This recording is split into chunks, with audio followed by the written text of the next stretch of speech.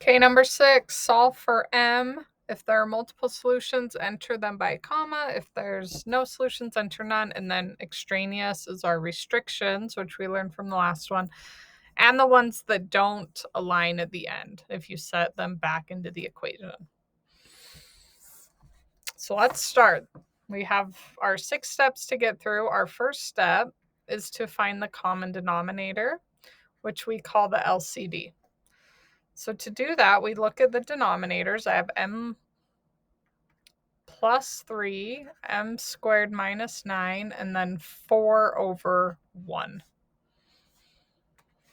So I want you to notice that this is a quadratic that can be factored. There's no middle term, and 9 is a perfect square.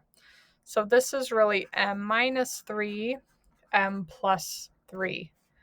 And we already have an m plus 3. So when we're multiplying by the common denominator, we only want these two. So our least common denominator is going to be m minus 3, m plus 3.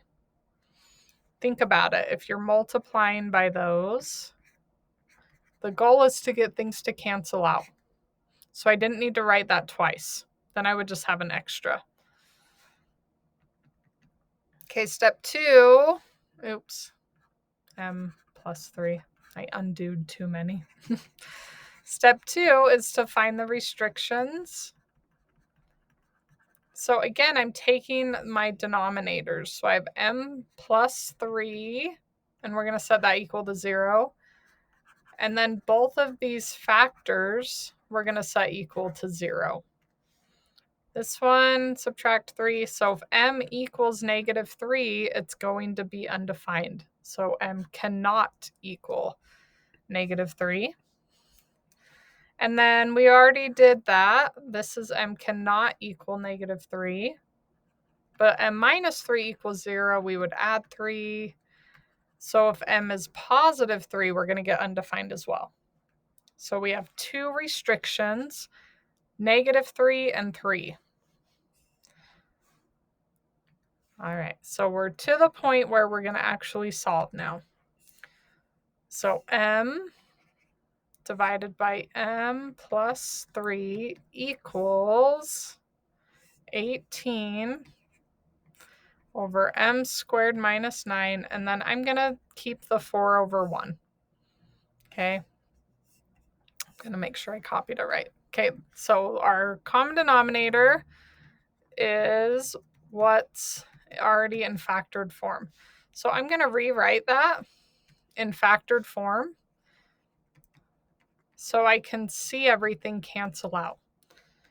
Okay, so every one of these, I'm going to write my least common denominator on the numerator.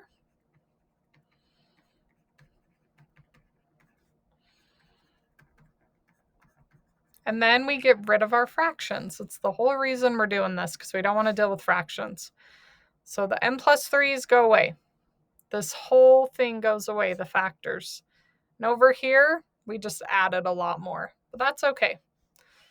So on this first one, we're left with m minus 3 equals, everything went away here, we just have 18, plus 4 times, oh, I'm going to change it back. M minus 3, m plus 3, what do we know? This equals m squared minus 9. And I'm doing that just because now I can just distribute the 4 instead of having to multiply and then distribute. Okay, so let's distribute. Let's keep going. M times m is m squared. M times negative 3 equals 18 plus 4m squared minus 4 times negative 9 is negative 36. It's a quadratic.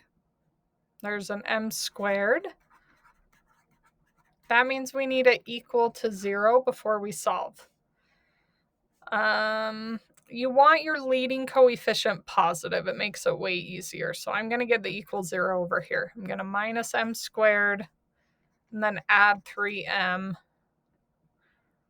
Oh, there's nothing to move the 3m to because 18 and the negative 36 are the like terms.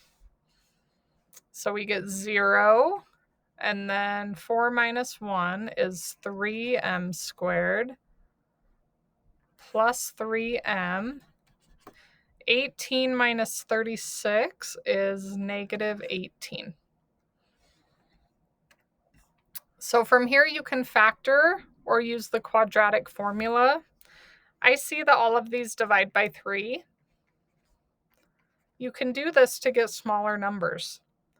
So that's 0, and then m squared plus m minus 6. All right, way easier to factor now because it's 1m squared. When it's 1m squared, it's our fast factoring. So all the numbers that multiply to 6, and then I need them to add to positive 1. So negative 2 plus 3. And those go in our factors. So m minus 2, m plus 3 equals 0. You set each one equal to 0 and solve. So once it's in factored form, it equals 0. You set each one equal to 0 and solve. So m equals 2, and then m equals negative 3 are solutions, but one of them is extraneous. It was one of our restrictions. Do you remember which one? M cannot equal negative 3. So that one is our extraneous. It's a no solution. But 2 was okay. It's going to be our solution. And I'm not even going to check it. I should have put it back in the equation. I tried it instead and got lucky.